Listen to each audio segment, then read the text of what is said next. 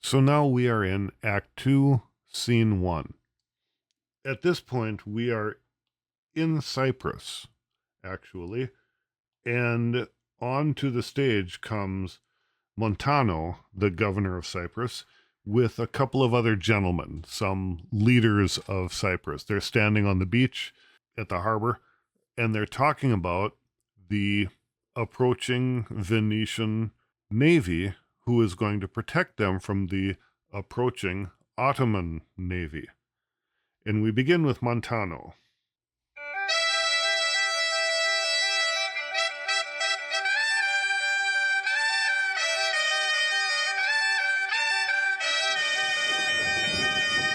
What from the Cape can you discern at sea? Nothing at all. It is a high-wrought flood. I cannot twixt the heaven and the main descry a sail. Methinks the wind hath spoke aloud at land. A fuller blast ne'er shook our battlements. If it hath ruffian so upon the sea, what ribs of oak, when mountains melt on them, can hold the mortise? What shall we hear of this? A segregation of the Turkish fleet. For do but stand upon the foaming shore, the chidden billow seems to pelt the clouds. The wind-shakes surge with high and monstrous mane, seems to cast water on the burning bear, and quench the guards of the ever-fixed pole. I never did like molestation view on the enchafed flood. If that the Turkish fleet be not ensheltered and embayed, they are drowned. It is impossible to bear it out. Okay, so beginning, what's going on is a big storm. Okay, Montano is asking what's going on out there, and we hear that the storm is going on. It's hard to tell the difference between the heavens, the sky, and the main, the ocean. Okay, and he says it seems like the wind has spoken aloud at land. It is as loud as it can get. The wind is as bad as I've ever seen it. And he says, what ribs of oak could possibly hold the mortise when these mountains melt on them? Which is a figure of speech. The ribs of oak are the ribs of the ship, right? The wooden ribs of the ship. What ribs of oak could hold the mortise, could stick together, could hold their glue and bindings when the mountains melt on them? Well, what mountains melt? Mountains of water. The big waves are melting on the ribs of oak. So it's a poetic way of saying, holy crap, this is a major league storm. And then they say, the main, the ocean, it looks like it's splashing as high as the stars. The burning bear is the Big Dipper. And the guards of the ever-fixed pole, those are the stars that guard the North Star, the pole star. And he said, I never seen such a thing like this. And Montano says, if the Turkish fleet, if they're not sheltered somehow, they're gone. There's no way they could last. And the third gentleman comes in.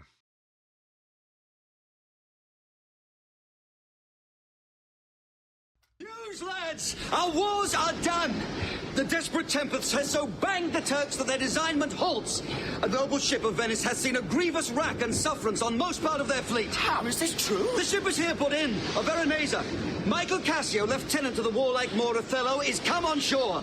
The Moor himself at sea and is in full commission here for Cyprus. I'm glad on it. 'Tis a worthy governor. But this same Cassio, though he speak of comfort touching the Turkish loss, yet he looks sadly and prays the Moor be safe, for they were parted with foul and violent tempest. Pray heaven he be, for I have served him, and the man commands like a full soldier. Let's to the seaside. Ho! As well to see the vessel that's come in, as to throw out our eyes for brave Othello, even till we make the main and the aerial blue an indistinct regard. Come, let's do so! Okay, let's run out and see. Now they say, our war is done, right? They say we're safe, we're happy. Well, why is that? Because this guy, this one ship came in, Michael Cassio's ship came in, and they said that they saw the Turkish ship get banged against the rocks. And so we're safe. There was a wreck. Several ships busted up, and the rest of them ran away. And Michael Cassio is coming in, and we know that he is Othello's lieutenant. Let's go down to the seaside where we can welcome Cassio and we can look for brave Othello. We can cast our eyes out onto the ocean. And then Cassio comes in. For every minute is expectancy of more arrivants. Thanks, you the valiant of this warlike isle, that so approve the more. Oh, let the heavens give him defense against the elements, for I've lost him on a dangerous sea. Is he well shipped? His bark is stoutly timbered, and his pilot a very expert and approved allowance. Therefore my hopes, not surfeited to death, stand in bold cure. What noise? The town is empty. On the brow of the sea stand ranks of people, and they cry a sail. My hopes do shape him for the governor. They do discharge their shot of courtesy. Our friends, at least. I pray you, sir, go forth, and give us truth who 'tis that is arrived. I shall. But, good lieutenant, is your general wived? Most fortunately, he hath achieved a maid that paragons description and wild fame, one that excels the quirks of blazoning pens, and in the sensual vesture of creation does tire the engineer. How now, who's put in? 'Tis one Iago, ancient to the general. Here's another ship. So Cassio's boat arrived, and he's talking with the governor right now. And here we hear that Iago is the next boat that's arrived. But in between, okay, so what happens is they say, let's go to the sea.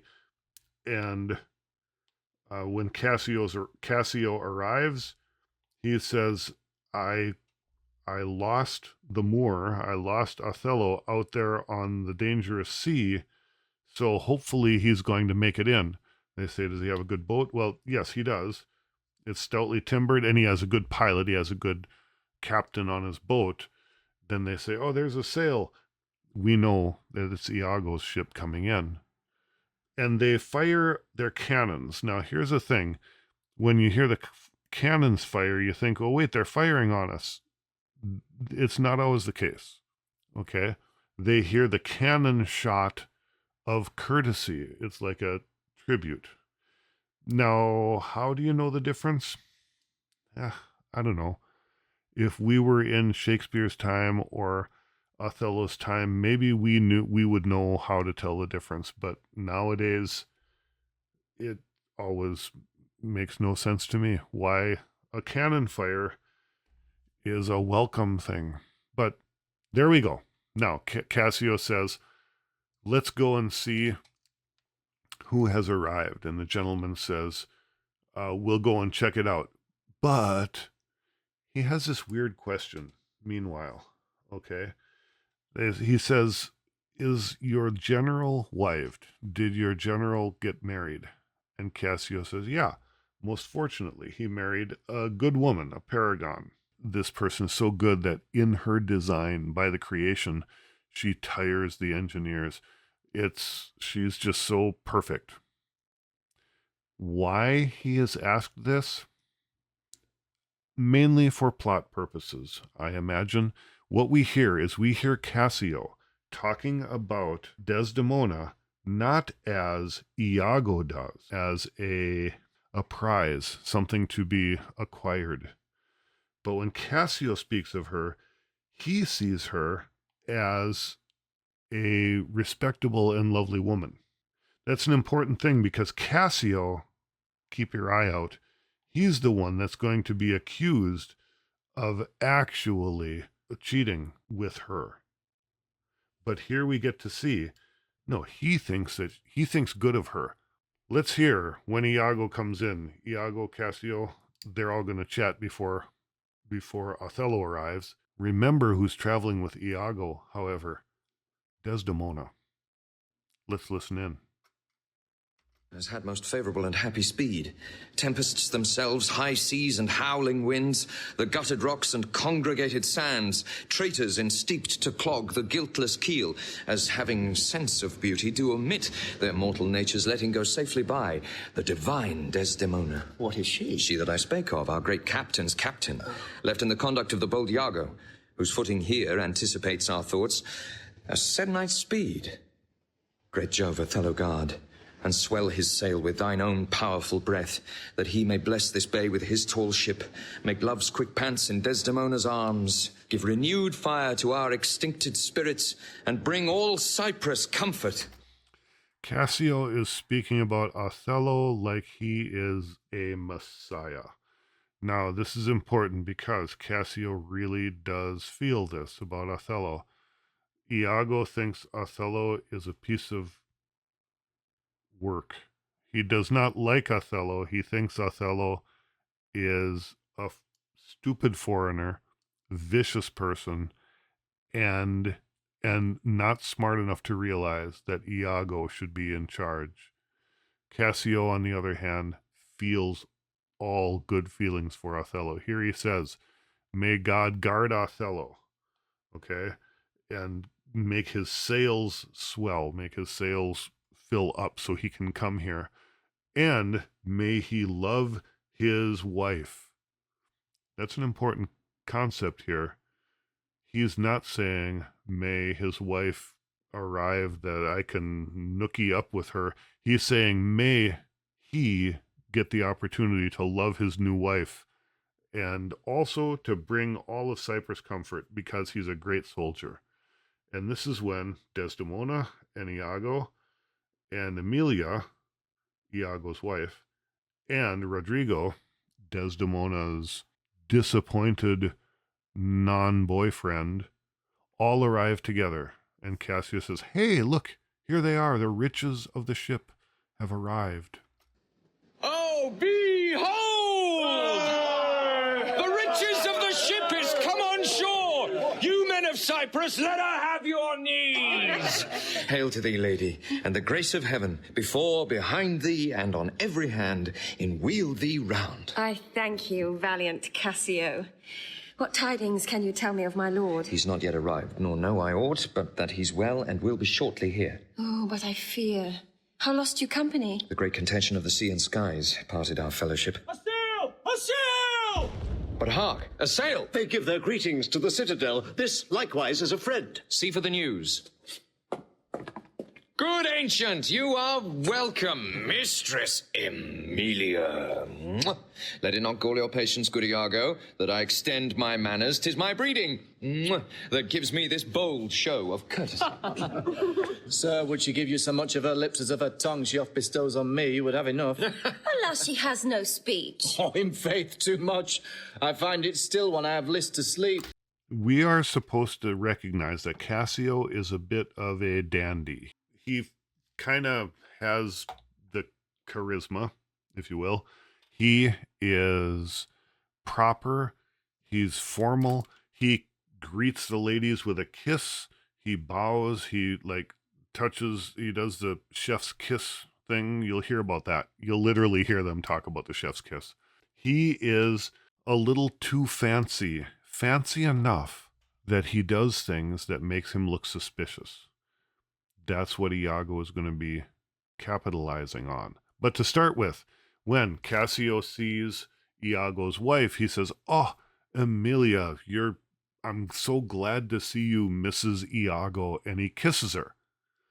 And then he says, literally says, oh, Iago, don't be offended.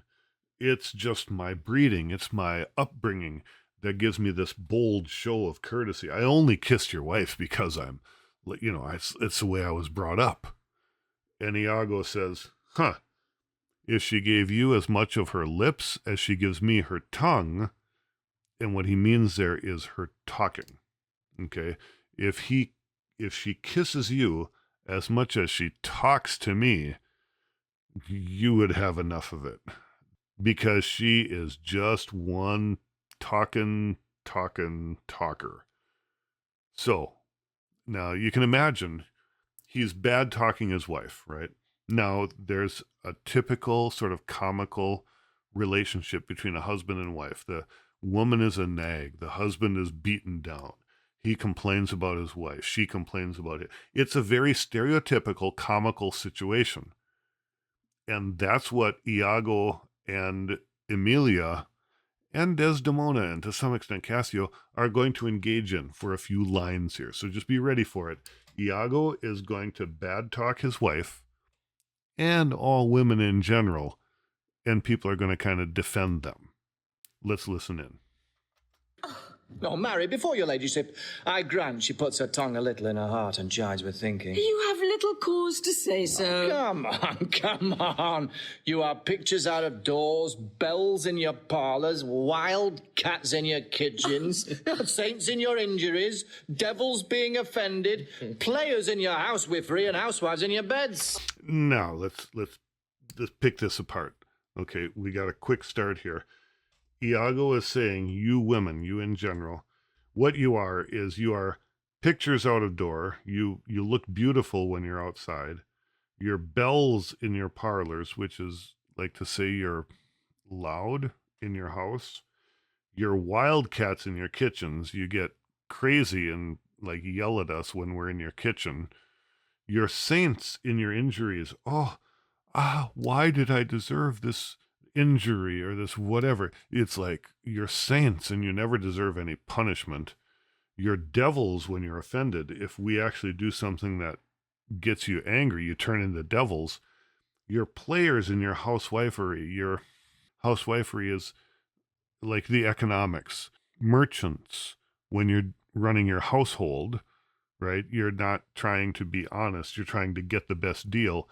And you're hussies in your beds because you're also trying to get what you want there. So all of these are insults about wives, about women. And Desdemona says, what are you talking about? That's slanderous. Oh, fie upon thee, slanderer. Nay, it is true, or else I am a Turk. You rise to play and go to bed to work. You shall not write my praise. No, let me not. What wouldst thou write of me if thou shouldst praise me?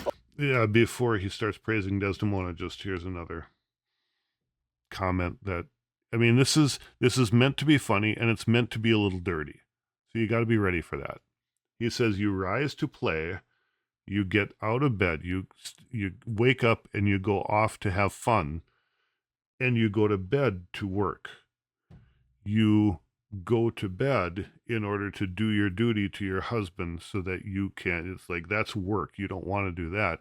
You get up and you go to enjoy your life, but you go to bed because that's work. You have to do that.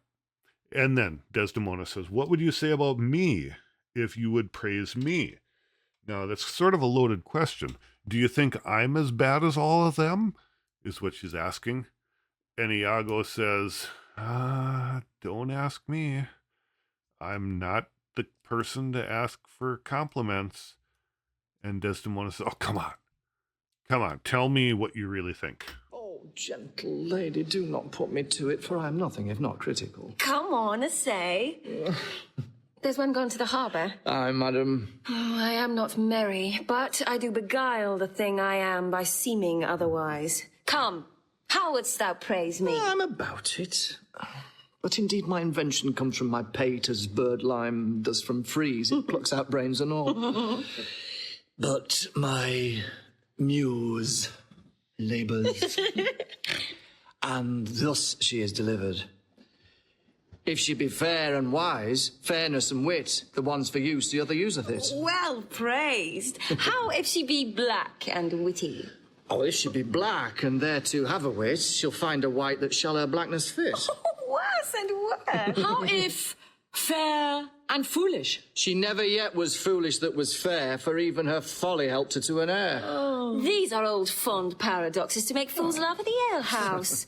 What miserable praise hast thou for her that's foul and foolish? There's none so foul and foolish thereunto, but does foul pranks which fair and wise ones do. Heavy ignorance. Thou praisest the worst best. Oh. But what praise couldst thou bestow on a deserving woman indeed, one that in the authority of her merit did justly put on the vouch of very malice itself? These are some word combinations that are worth understanding. Desdemona says, tell me what you think of me. And Iago says, I don't want to. Okay, I'm ready to talk. If you are fair and wise, fair meaning beautiful, and wise meaning smart, okay? If you're beautiful and smart, the one is for use and the other is to use. Being beautiful, that is for use. What do you think you use your beauty for? To get yourself a husband. Your wisdom, you use that. Your smarts, you use that to get what you want. Okay, so that's beauty and wisdom. Desdemona says, oh, okay, how about black and witty, which means not good looking, but sort of smart, like sneaky. Not good looking, but still sneaky. And Iago says, oh, well, the one who's black and has a wit, she'll find a white that shall her blackness fit. She'll find some guy who is fair that fits her nastiness. She'll find a good-looking guy who has a bad soul as well. Desdemona says, worse and worse. Jeez, oh, you're horrible. It just gets worse. Emilia says, how about if they're fair and foolish? How about if they're good-looking but stupid? And Iago says, oh, if she is stupid, she still is able to get an heir. So what that means is, so if she's foolish, if she's really fair, the fact that she's foolish doesn't matter because she's so good looking that she will be able to land a husband and get an heir. Her child will still inherit well. You can't be so stupid that you won't get hooked up with some guy who's willing to give you a child. Okay? Desdemona says these are fond old paradoxes. These are stupid old ways of thinking about women. How about the woman who is both ugly and stupid? And Iago says, oh, there is no such thing as a truly ugly, stupid woman because she is able to do all the foul, ugly things that fair and wise women do. So you can't really tell that she's ugly and stupid because she's able to pull off all those same things. Why? Because she's a woman. And women are able to trick men. Iago's commentary on women is not at all complimentary. He's talking for the men in the room. He's being a smart aleck for the men in the room. And he's insulting and talking nasty about his wife and his boss's wife because we men, we understand, don't we? It's a typical old boys network. It's the Shakespearean old boys network. Okay? So it's kind of nasty. At the same time, just like any humor is, it's designed to be a little nasty. So, Desdemona says, oh, heavy ignorance. You're praising the worst best. You're making all the good things sound bad. But what if there is someone who is beautiful and smart, who is good, all around good? What about her? Let's hear. She that was ever fair and never proud, had tongue at will and yet was never loud, never lacked gold and yet went never gay, fled from a wish and yet said, now I may. She that being angered, her revenge being nigh, bade her wrong stay and her displeasure fly. She that in wisdom never was so frail to change the cod's head for the salmon's tail. She that could think and ne'er disclose her mind. See suitors following and not look behind. She was a wight, if ever such wight were. To do what? To suckle fools and chronicle small beer. Oh, most lame and impotent conclusion. Do not learn of him, Emilia, though he be thy husband. How say you, Cassio? Is he not a most profane and liberal counsellor? He speaks home, madam. You may relish him more in the soldier than in the scholar. He's more of a soldier than a scholar. He's sort of a redneck fool. I mean, he talks like a hick. Don't take him too seriously. Well, what is this that he said about the good-looking and smart woman? Iago says, the woman that's fair and not proud, who is able to speak but doesn't, who was rich, who didn't lack gold but didn't spend it crazy. She didn't go gay. She didn't make herself flashy, who fled from her wish and yet said, now I may, who didn't ask for everything but said I could have anything I want. All of these little things. The woman who can't do any wrong. Okay, this is what he's saying. The perfect woman. Desdemona asked, "What about the perfect woman?" And he says, "Oh, the perfect woman. What about her? What kind of girl is she?" And he says, "Yeah, she's at home taking care of the babies. She's basically barefoot and pregnant. She can suckle the babies and take care of the house. Yep, that's the perfect woman." And Desdemona says, what a criminy sakes. Emilia, don't learn of him, even though he's your husband. Don't listen to this guy. He's wrong. Cassio, what do you think? And Cassio says, he talks like a hick, like we said earlier. So now Iago talks, and it's an aside, which means that he literally is turning to the side, not talking to anyone on stage. Okay? An aside means that he is now thinking in his head. He's not talking. How do we know he's thinking in his head? Because he literally turns to the side. He turns and faces the audience and talks to the audience as if to say, you people are listening to what I think. Okay? It's very, very specific. The same with the soliloquy. When in soliloquy a person is talking, no one else is on stage, and he's talking to the audience. He's looking at you, making eye contact, talking with you. It's because he is thinking out loud. And aside is the exact same thing. The difference is this. In an aside, nobody else can hear him. He's standing on stage. Everyone else is there. How do you know no one can hear him? Because he is looking at you, the audience, and you know he's talking to me. I'm in his head. No one on stage can hear his voice right now. Only me. I'm listening to his thoughts. That's an extremely important concept in Shakespeare. Okay?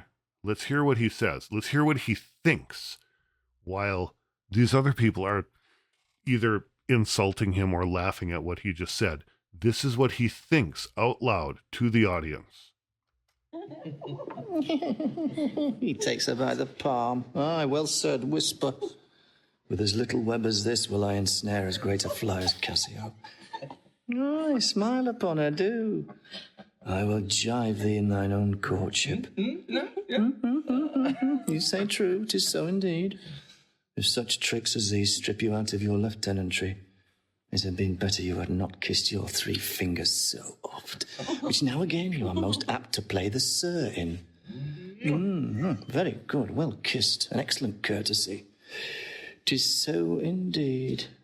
Oh, yet again your fingers to your lips. Would they were clyster pipes for your sake. The more I know his trumpet. 'Tis truly so. Let's meet him and receive him. Okay, so at the end, he says aloud, so everyone, he's talking on stage again. It's Othello. I can hear the trumpet call, and that's his trumpet sound. Cassio says, yep. She says, Desdemona says, let's go find him. But in between, we have this huge, very important talk. Iago says, look at Cassio. Cassio takes her by the palm, holds her hand, and he whispers to her, this is the little bit of web that I need to ensnare the fly. I'm going to use this against him.